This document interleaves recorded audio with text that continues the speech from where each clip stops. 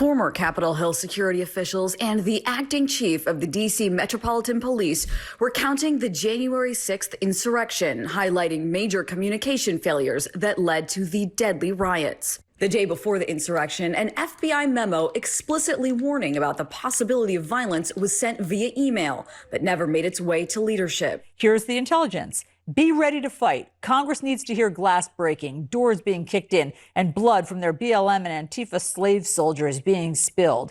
Get violent. Stop calling this a march or a rally or a protest. Go there ready for war. We get our president or we die. I would certainly think that something as violent as an insurrection in the Capitol would warrant, a phone call or something. Yeah, man, I agree with this. In fact, this was the first time in history an email should have been a meeting. Email is the least effective way to get an emergency message to anybody. It goes text, DM, message in a bottle that you throw into the ocean, and then email. And if it's really not important, a phone call. I mean, this was an attempted overthrow of the government.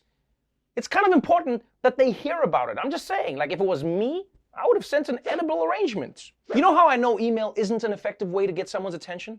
Because whenever you send an email, what do you have to do immediately after that? You have to send a text asking, did you get my email? The problem with email is that we just get so many. You know, it's easy to miss the one that says insurrection at the Capitol. You know, because it might be below another email with 3 siren emojis like, last chance for 10% off colored contact lenses. And I mean, I know which one's getting my attention. Ladies. But yesterday's hearing was just the beginning of a long process. I mean, President Trump incited a mob that stormed the Capitol chanting, "Hang Mike Pence." That's something that was super upsetting to everyone. Well, almost everyone. Former Vice President Mike Pence is standing by his former boss. That's right. Pence told a group of conservative lawmakers yesterday he maintains a close personal friendship with the former president. This is significant because of what happened on January 6th and pro-Trump demonstrators coming into the Capitol looking for Mike Pence and Donald Trump tweeting about attacking Mike Pence even during the Capitol riot. But he did not express, I'm told, any ill will towards the former president. Banks told me, I got the sense they speak often and maintain the same personal friendship and relationship now that they have for 4 years. Woo! Staying loyal after he sent a mob to kill you? Man, that shows how committed Mike Pence is to his principles. He won't even abort a friendship. And I don't know where the line is between forgiving and being a doormat, but Mike Pence crossed it a long time ago. I mean, yeah, the Bible says to turn the other cheek, but at the same time, one of the 10 commandments is, thou shalt not be a bitch ass. I guess at this point, there's nothing that Trump can do to Mike Pence that would make Pence turn on him.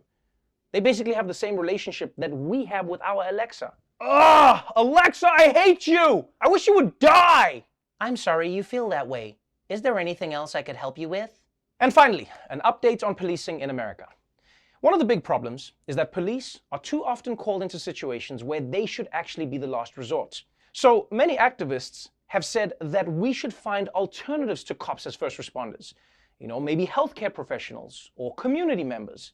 And now the NYPD is saying, all right, I hear you, but what about robot dogs? Meet DigiDog, the newest member of the NYPD's Technical Assistance Response Unit. Yes, a robot dog that's hounding city streets, assisting its handlers in saving lives and protecting New York's finest. DigiDog took its first steps here in the Wakefield section of the Bronx today. The 4-legged robot was reportedly responding to a home invasion, climbing the stairs of an apartment here on West 227th Street. It allows the NYPD to have eyes and ears and also talk to individuals in life-threatening situations. This allows them to use the least amount of force necessary to resolve that situation. Wow, a robot dog?